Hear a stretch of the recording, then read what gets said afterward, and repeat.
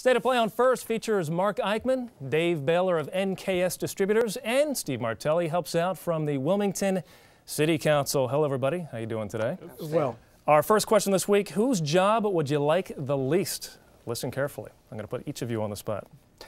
Ann Vasali, Budget Director, Rita Landgraf, Health Secretary, Carol Ann Wicks, Transportation Secretary, or Governor Jack Markell. Mark. whose job would you like the least? Whose job would you like the least? I think you almost have to say Governor Markell, just because he's top of the line. Everything falls on his shoulders, basically. Who's facing the more... Exactly. Who's facing more trouble? There's no question it's Carol Ann Wicks, with a number of things, from the lawsuit over the bridge, from the land deal, from the letting go of 2 top officials. Just seems like she's really in the hot seat among those on that list. Exactly. Yeah, hot seat, and who's got a difficult job? Obviously, Ann Vasali has been probably working some long hours putting the budget together. Now she's kind of handed off the budget. Maybe her job, not that she has an easy job from here on out, but certainly still a busy job. The governor has to fight for what he wants to cut. Another difficult job. But really, are we talking about hot seat or difficult jobs here? What do you think, Steve? I think Carol Ann Wicks would probably be the most difficult job, because I think one of the biggest challenges that she's facing, and probably a lot of department heads and legislators are facing, is to change the entire culture within that department. You know, we saw how things kind of developed through the previous administration and through that regime, of which she came up through, and there was some tacit approval of certain things that, you know, looking back, clearly weren't good decisions. But it's at a point now where you just got to, she's got to change that whole, somebody's got to change that whole culture, because I think her time is limited. And well, she's certainly making that effort to change the culture, but was that a reaction to all the trouble that they've gotten into, or is that her on her own saying, all right, we need to make some changes, or is she simply reacting? The question is, can she change a culture that she's been part of? Right. And the only reason it's changing now is because of the microscope that it's under. It wasn't anything self-initiated. Right. And so in terms of, I think there's 2 ways to look at your question. Who has the most difficult job? Well, I think it's the governor, in that he's got to make some difficult choices. Does he have the right people in place? Then, whose job would you like the least? I'd probably like his, because now he's got to make another choice on the budget. And where do I cut spending? Not going to raise taxes, but there's some difficult challenges there. All right, let me throw a wrinkle in here. Whose job is on the line? Let's look at Governor Jack Markell. He's getting high ratings so far. Certainly a hard worker. Been making the right attempts at change and reform. But does it get to a point where certain things have to happen for him to have some security going into the next round of elections? I think the governor's job is pretty secure. I really think he's done a really good job with what he's had to deal with. You know, he came in to a whirlwind economic situation, and he's done very, very well with the cards that he's been dealt. I think you know, Secretary Wicks' job has got to be the one that's the most tenuous at this point. I mean, she really. And if she does not do some significant turning around of that division, that whole department, now if they're looking at they have their own shortfall, budgetary shortfall they got to deal with as well. And I think her ability to deal with it or not deal with it will really dictate her future with that government. I think the governor's okay, to be honest, because I think if he continues on the path that he's going, which I think, with the exception of that one issue that we talked about earlier, but if he continues on the path that he's going, which he shows no reason not to, I think he's going to be all right in 2012. Well, I mean, that wind can change real quick. You know, it can change overnight. It can change overnight. If Del Dot continues to be a problem going into the fall and next year, then he's going to be on the hot seat. And if he's on the hot seat, some more heads will roll. Absolutely. The second thing is, when you look at the headlines recently this week with him looking for pay raises for judges, but then you hear state employees across the board may have to forego some changes in their own benefit packages, and may toe the line and not face any pay increases. That kind of shifts the wind, because the state employees are a big voting bloc in the state. So right now, you're right, he's weathered the storm. He came in with a ship that was out in the middle of the water without any steam, and he's kind of got the steam going again. Now the thing is, can we turn it into the wind and build some positive energy? And at what point will he get some of the backlash that President Obama is getting? All right, you've come in and you've said you're going to make these changes.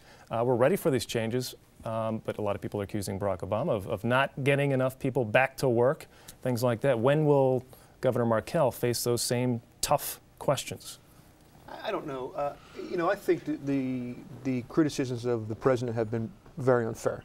And I think if there were any criticism of the governor, they would be equally unfair. I mean, you got to figure the two biggest industries that Delaware had for the longest time were the banking industry, the financial industry, and the manufacturing industry. And we lost the automotive industry, you know, and we took a significant hit on our banking industry. And he's done so much to bring jobs into Delaware. He went and negotiated the Valero deal down with the folks in Delaware City. He got that refinery back up and running. He's done a lot of stuff to create economic development, to create an entrepreneurial environment here in the state of Delaware.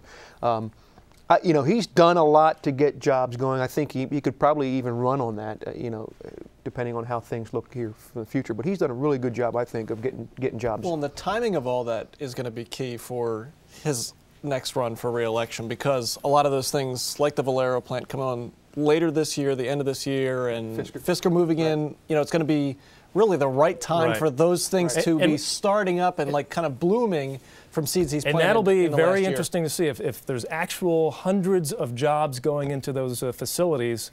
Man, that is great for Governor Markell. But if those promises of literally thousands of jobs or hundreds in one facility, a couple of thousand in the Fisker plant, if we don't see those jobs and that's around election time, that's going to be tough. That will be very tough for the governor. All right, switching gears, we haven't talked about Jonathan Wheeler on State of Play. We've been waiting for more information that we may never get. Will we ever know what happened to Jonathan Wheeler, John Wheeler? Well, Steve and I have both been in the media relations with our respective agencies, and while it's advantageous for investigators to keep information in to help with the progress of the case, from an outsider point of view right now, it is clear, or it's apparent, that they don't have much. And if they don't have much, this thing could be one of those mysteries that lay here in Delaware for a long time. I think it's going to come down to something like we saw with the Pedro Tuala case. You know, the issue with the porta potty underneath 95, where 4 years later somebody overhears somebody saying something to somebody and then notifies police. You know, they've really done all the agencies, there's several agencies working on this, have really done a really good job of dissecting all the evidence that they have. But it comes to a point where you just, especially in a situation like this, where you just hit a dead end. I mean, there's just nowhere. They've got a cause of death, which doesn't tell them anything. They've got some video footage, which doesn't tell them anything. Video from one area. Death in another area. Which we're not sure really where the death took place. We can establish that it was discovered. The body was dumped maybe in Newark, but who's to say that it wasn't, the murder didn't take place in Maryland, D.C., and it was dumped here? Well, now you have Tom Connolly representing the family, putting out the reward for information. They're offering $25,000 now, which is kind of an interesting for him to now get involved in this. And, you know, the high level that he's worked at, it's almost adds to the mystery a little bit. Because he's involved, just because of who he is. Certainly adds to the mystique, but without question. So many questions. And you wonder if there is somebody out there that knows what happened. And what it will take for them to come forward if they're completely innocent of any wrongdoing. Well, if it's a true whodunit, and there are powers to be that are behind this, then people won't talk for fear that they may become.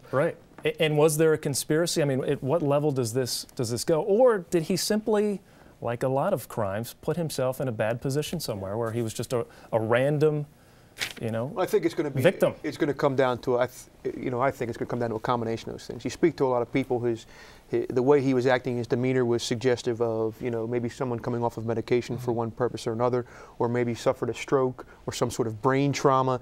You know, couple that with being in surroundings that he's not familiar with.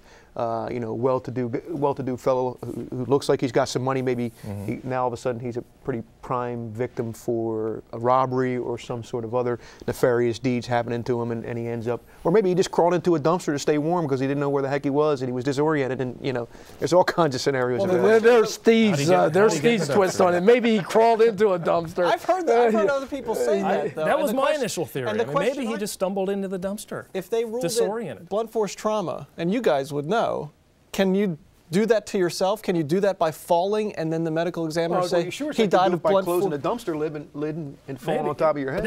They were very clear right from the start that this was a homicide. Right. Right. I'd like to see what that evidence was. Something else, again, we may never know. All right, another big story this winter, of course, is the horrible weather. Some of the storms. Last year we got major storms. This year we're getting smaller storms, but a lot more of them, it seems. How do you think, let's pick on DelDOT some more.